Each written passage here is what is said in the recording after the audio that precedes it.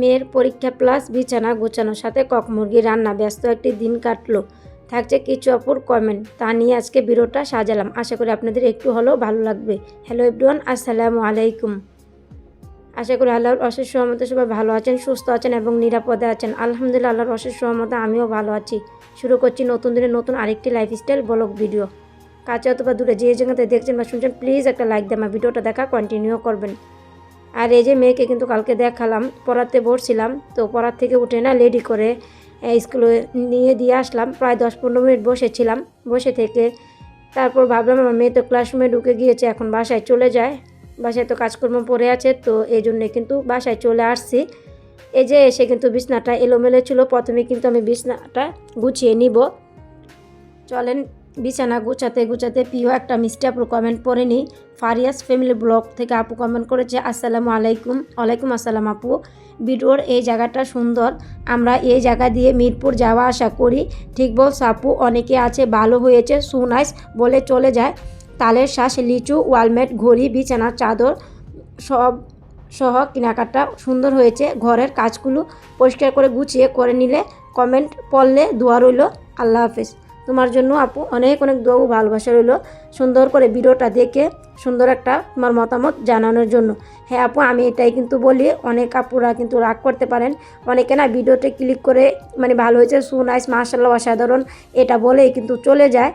এটা দেখে আমার খুব ভালো লাগে, মানে ভিডিওতে ঢুকে না কীভাবে জানি বুঝে ফেলে তারা, মনে হয় রোবট, মানে বোঝা যায় বিউটিফুল ভিডিও রেখে কিন্তু চলে যায়, ভিডিওটা ফুল ওয়াচ করে না। এই জন্য কিন্তু আমার এই কথাগুলো বলা। যাই হোক, আমি কিন্তু বিছানাটা গুছিয়ে না, অল্প কটা কাপড়ও ছিল গুছিয়ে নেওয়ার জন্য, এই কাপড়গুলো কিন্তু গুছিয়ে নিয়েছি। আর আমি না ফজর নামাজ পড়ে কিন্তু আমার জায়নামাজটা না ড্রেসিং টেবিলের উপরে রেখে রাখি, তো পরবর্তীতে সকালবেলা উঠে কিন্তু আবার জায়গা মতন গুছিয়ে রেখে দিই। তো এগুলা রেখে না, করলা উস্তা ছিল আর আলু ছিল, তো ভাবলাম এগুলা একটু ভাজি করে নিই। রাত্রেবেলা তো শুধু পাঙ্গাস মাছ রান্না করেছি, ওই মাছটা না, এই মাছটা আমি একটু কম খাই, কিন্তু আমার ছেলে মেয়ে তো খায়, তো আমি ভাবলাম একটু উস্তা ভাজি করে নিই, এটা দিয়ে আমি আবার খেতে পারবো। আর সাথে একটু কিন্তু আলুর ভর্তাও বানিয়ে নিব। এই যে আমার করলা ভাজি কিন্তু প্রায় হয়ে গেছে, আর এরই মধ্যে কিন্তু আমি এদিক দিয়ে শুকনো মরিচ, ধনিয়া পাতা আর হালকা করে পেঁয়াজটা ভাজা দিয়ে নিয়েছি। আমি এগুলো অল্প টমেটোতে ভর্তাটা বানিয়ে নিব, এগুলো আজকে শেয়ার করব না। এই যে আমার এই জায়গায় উস্তা ভাজি আর আলু ভর্তা বানানোটাও কিন্তু কমপ্লিট হয়ে গেল। এগুলা বানিয়ে কিন্তু আমি আবার বিকালবেলা তো রান্না করতে হবে, এই জন্যে কক মুরগিটাও নামিয়ে রাখলাম। আর দোয়াফালাও তো ছিলই, এই অফ ক্যামেরাতে কিন্তু আমি এই দোয়াফালাগুলো সাথে সাথে আমি ধুয়ে নিয়েছি।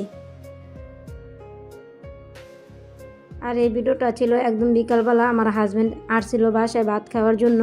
এই জায়গায় আপনার মালটা এনেছিল আর সুবেদা এনেছিল। সুবেদা ফলটা আমার কিন্তু খুব পছন্দ, এই ফলটা আমার খেতে খুবই ভালো লাগে।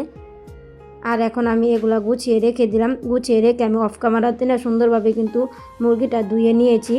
এই যে অফ ক্যামেরাতে মুরগিটা ধুয়ে এখন কিন্তু আমি রান্না বসিয়ে দিব। আমার না একটা প্রিয় মিষ্টি আপুনা একদিন আমাকে বলেছিল কক মুরগির রেসিপিটা দিতে, কিন্তু আমি কি আর রেসিপি শেয়ার করবো, আমি কিন্তু যেভাবে রান্না করি না এভাবে কিন্তু আপনাদের সাথে শেয়ার করে থাকি। আর এই পাশে না আমার মেয়ের তো পরীক্ষা চলতেছে, আপনারা তো জানেন, এই জন্য আমার মেয়েকে কিন্তু এই জায়গায় বসিয়ে দিলাম, জানি ফাঁকিবাজি করা চলবে না, আমি রান্না করব আর আমার পাশে বসে কিন্তু তুমি লিখো। এই জন্যই কিন্তু আমার মেয়েকে এই জায়গায় বসিয়ে দিলাম আর আমি এই রান্নাটাও করে নিব। এই যে আমি পরিমাণ মতন এই জায়গায় কিন্তু এই চামচে প্রায় 3 চামচ আদা রসুন দিয়ে দিব। আর এই জায়গায় কিন্তু আমি 1.5 চামচ জিরা বাটা দিয়ে দিব। আর জিরাটা কিন্তু আমি শিলপাটায় বেটে দিয়েছি। আর আমি যেভাবে এটা রান্না করি না এটাই কিন্তু আপনাদের সাথে শেয়ার করছি, ভুল হলে একটু ক্ষমা সুন্দর দৃষ্টিতে দেখবেন। আর এই ছোটো চামচের আমি 2.5 চামচ হলুদের গুঁড়া দিয়েছি, আর 5 চামচ মরিচের গুঁড়া দিয়েছি, ধনের গুঁড়া 1.5 চামচ দিয়েছিলাম, দিয়ে পরিমাণ মতন লবণও দিয়েছি, আর 1 কাপ পরিমাণ পেঁয়াজ দিয়ে দিয়েছি। আর এখন পরিমাণ মতন কিন্তু সরিষার তেল দিয়ে দিব। আমরা কিন্তু সরিষার তেলে খেয়ে থাকি বেশিরভাগ, আর ভাজা পোড়া করার জন্য কিন্তু আমি সয়াবিন তেল ব্যবহার করে থাকি। আর এই যে হাতে মেখে কিন্তু সুন্দরভাবে আমি এখন মেখে নিব।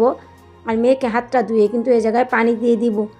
আর দিয়ে কিন্তু এখন কিন্তু আমি চুলাতে বসিয়ে দিব। আর বাইরে কিন্তু বৃষ্টি হচ্ছিল, মানে ওই সময় না লাগাতার বৃষ্টি হয়েছিল। আর এখন আমি বয়সটা দিচ্ছি না, এখনও কিন্তু আজকেও কিন্তু প্রায় একবার বৃষ্টি হয়ে গেছে, এখনও কিন্তু আকাশটা কালো হয়ে আছে। জানি না ঈদের দিনে কি বৃষ্টি হবে কি না। আর আমি তো এটা ঈদের পরের দিন না আপলোড দিব ভিডিওটা। আজকে ঈদ মোবারক জানিয়ে কিন্তু ভিডিওটা চালু করতাম, কিন্তু মনে ছিল না, এখন জানিয়ে দিচ্ছি সবাইকে জানাই ঈদ মোবারক। আর এই যে আমার কিন্তু অনেকটাই মাংস কষানো হয়ে গেছে। এখন কিন্তু আমি ছোটো আলু আর বড় আলু একত্রে দিয়ে দিব। ছোটো আলু তো আমার পছন্দ, এই জন্য ছোটো আলুগুলো ছিলে কিন্তু আমি দিয়েছি। আর ভাবলাম 2টা বড় আলু দিয়ে দিই, এই জন্য কিন্তু বড় আলু দিয়েছি। আর এই যে মাংসগুলো আর আলুগুলো এখন আবার সুন্দরভাবে একটু কষিয়ে নিব। আর কষিয়ে আমার না হাতে বানানো একটা মশলা থাকে, এই মশলাটা কিন্তু আমি এই জায়গায় প্রায় 1 চামচ দিয়ে দিব। 1 বয়ম ছিল আমার মশলা বানানো, প্রায় শেষ পর্যায়ে আর অল্প একটু আছে। আর আমিও না এখন কিন্তু মশলা বানানো হয় নাই বাড়িতে, তো চলে যাব কুরবানি ঈদ, তো বাড়িতে গিয়ে করি, তো ঈদের পরে এসে না মশলাটা বানালে আপনাদের সাথে আমি শেয়ার করব। আর এই যে একটা টমেটো কিন্তু এই জায়গায় কেটে দিয়ে দিয়েছিলাম। আর আমার এই যে কষানো একদম হয়ে গেল। এখন আমি গরম পানি করে নিয়েছি, এখন কিন্তু আমি গরম পানি দিয়ে দিব তরকারির মধ্যে। এই তো আমার রেসিপি শেয়ার করলাম, জানি না কার কাছে কেমন লাগবে, কিন্তু আমি যেভাবে রান্না করি এটাই কিন্তু আপনাদের সাথে শেয়ার করলাম। এই যে এখন পানি দিয়ে কিন্তু একটু নাড়াচাড়া করে দিলাম, দিয়ে কিন্তু আমি ঢাকনা দিয়ে ঢেকে দিব। এই যে ঢাকনা দিয়ে ঢেকে দিয়েছিলাম। আর আমার না হঠাৎ করে ম্যাচ লাইটটা নষ্ট হয়ে গিয়েছিলো, যেটা দিয়ে আগুন ধরাই চুলার মধ্যে। আমার হাজব্যান্ডকে বলেছিলাম নিয়ে আসতে, তো আমার হাজব্যান্ড চলে গিয়েছিল। 2টা ম্যাচ লাইট আর হচ্ছে আমার ছেলে মেয়ের জন্য চিপস। আর কালকে তো দেখলেন আমি ডিম কিনেছি, শুধু 12টা কিনেছি, 1 ডজন।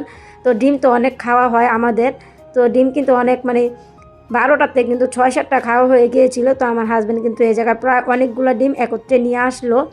তো আমি ভাবলাম ডিমগুলো এই জায়গায় রাখি, ডিমগুলো কিন্তু ধুয়ে নিব। তো এই যে আমার রান্না কিন্তু কমপ্লিট হয়ে গেলো, চুলা অফ করে কিন্তু। আর আমার ফাঁকে ফাঁকে কিন্তু আমি চুলাটাও পরিষ্কার করে নিয়েছি, এখন কিন্তু আমার আর চুলা পরিষ্কার করা লাগবে না। এই যে আমার তরকারি উঠিয়ে নিলাম। আর আমার হাজব্যান্ড বলছিল গরম পানি খাবে, তো তার জন্য আবার কিন্তু একটু গরম পানি বসিয়ে দিলাম। তার গলা ব্যথা করছে অনেক, গলা ব্যথা না, দাঁত ব্যথা করছিল অনেক বলে, এই জন্য আবার সে একটু গরম পানি খাবে, এই জন্য কিন্তু তার জন্য আবার গরম পানি করে দিলাম। আর আমি এইভাবে না একটু ডিম ধুতে গিয়েছিলাম, কিন্তু দেখলাম পানি নাই, তো পানি শেষ হয়ে গেছিলো। পরবর্তী ডিমগুলো ধুয়ে নিব। আর আমার মেয়ের লেখাপড়া শেষ হয়ে গেছিলো। দেখেন আমার মেয়ে ছোটো ছোটো আলু কেটে রান্না করছে, তো বলতেছে আম্মু আমাকে দেখাও আমি রান্না করছি, তো তাকে কিন্তু দেখানো। যাই হোক, পানি আসার পরে কিন্তু আমি কিন্তু ডিমগুলা ধুয়ে নিয়েছি। চলেন আরেকটা প্রিয় মিষ্টি আপু কমেন্ট পড়ে নিই। আমি সুগৃহিণী আপু কমেন্ট করেছে, আপু লাইক, মেয়েরা একটু বড় হলে এরকম মার সব জিনিস তাদের পছন্দ হয়ে যায়। আপু সালমা আপুর কমেন্ট পড়লে গরমের জন্য কেনাকাটা করতে গিয়ে ভালোভাবে ভিডিও করতে পারোনি, মেট্রো রেল থেকে সুন্দর ভিউ দৃশ্য দেখে নিলাম, ইনশাল্লাহ আপু পুরোটা জুড়ে আছি। অনেক অনেক ধন্যবাদ আপু তুমি আমার সাথে পুরোটা জুড়ে থাকার জন্য। আর এই যে আমার রান্নার ফাইনাল লুকটা কিন্তু একদম দেখিয়ে দিলাম, দেখতে কিন্তু খুব ভালো লাগছিল। রাত্রেবেলা ভিডিও না আমার মোবাইলে তেমন একটা সুন্দর আসে না, এই জন্য কিন্তু বেশ একটা ভালো লাগছিল না, কিন্তু রান্নাটা কিন্তু মজা হয়েছিল আর দেখতে কিন্তু অনেক লোভনীয় লাগছিল। যাই হোক, আমার ছেলে মেয়ে বলছিল না আবার পরোটা খাবে, এই জন্য কিন্তু আমার ছেলে মেয়ের জন্য এখন আমি 2টা পরোটা বেজে নিব আর সাথে ডিম বেজে নিব। ডিম একটা ছিল, ডিমটা কিন্তু হালকা ফেটে গিয়েছিল, তো ভাবলাম ডিমটাও বেজে নিই। আর চলেন ছোট্ট করে আরেকটা প্রিয় মিষ্টি আপুর কমেন্ট পড়ে নিই। বুমন্স মম আইডি থেকে আপু কমেন্ট করেছেন, আসসালামু আলাইকুম আপু। ওয়ালাইকুম আসসালাম আপু। আসলে আপু বিশ্বাসটা বড় কথা, বড় ছোটো কমেন্ট কোনো কথা না, কচু পাতার টপটা সুন্দর, ফুল ওয়াশ করলাম বোন। অনেক অনেক দোয়া ও ভালোবাসা রইল তোমার প্রতি আপু। আর এই ভিডিওর কমেন্টগুলো কিন্তু আমি কেনাকাটা যেদিন করেছি না, ওই দিনের ভিডিওর কমেন্টগুলো কিন্তু আমি পড়ছি। এই যে ডিম ভেজে নিলাম আর তরকারিও দিয়ে দিলাম। ভিডিওর একদম শেষ পর্যায়ে চলে আসলাম। আমার কথায় বা কাজে অনেক জায়গায় ভুল ত্রুটি হতে পারে, প্লিজ একটু ক্ষমা সুন্দর দৃষ্টিতে দেখবেন। পরবর্তী ভিডিও দেখার আমন্ত্রণ জানিয়ে শেষ করছি আজকের মতন ভিডিওটা এখানেই। আল্লাহ হাফেজ, আসসালামু আলাইকুম।